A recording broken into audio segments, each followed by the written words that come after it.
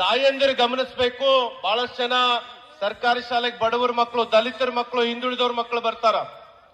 ನೀವ್ ಯಾರಾದ್ರೂ ಮಕ್ಕಳನ್ನ ಪ್ರವಾಸಕ್ಕೆ ಕರ್ಕೊಂಡು ಹೋದ್ರ ನಂದೊಂದು ವಿನಂತಿ ಐತಿ.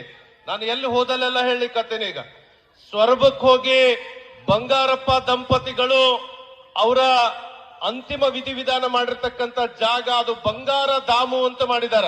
ಏನಂತ ಮಾಡಿದಾರ? ಬಂಗಾರ ಧಾಮ. ನಿಮ್ಮ ಮಕ್ಕಳಿಗೆ ಅದನ್ನ ತೋರಿಸ್ಕೊಂಡು ಬರ್ಬೇಕು ನೀವು. ನಾನು ಮಧು ಬಂಗಾರಪ್ಪನವ್ರನ್ನ ದಿನ ಬೆಂಗಳೂರಿನಾಗ ಭೇಟಿ ಮಾಡ್ತಿದ್ದೆ.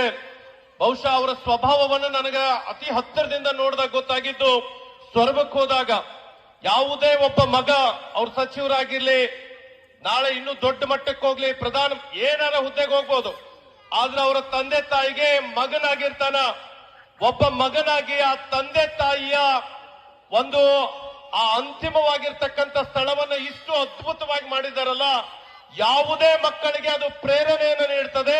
ಅದು ಇವತ್ತು ಪ್ರವಾಸೋದ್ಯಮ ಇಲಾಖೆಗೆ ಅಧಿಕೃತವಾಗಿ ಸರ್ಕಾರ ಗುರುತಿಸಲ್ಪಟ್ಟಿದೆ.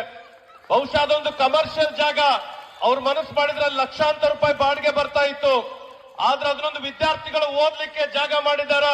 ಸುಂದರವಾಗಿಂತ ಇಂಥ ಕಾರ್ಯಕ್ರಮಗಳು ನಡೆಸಬಹುದು.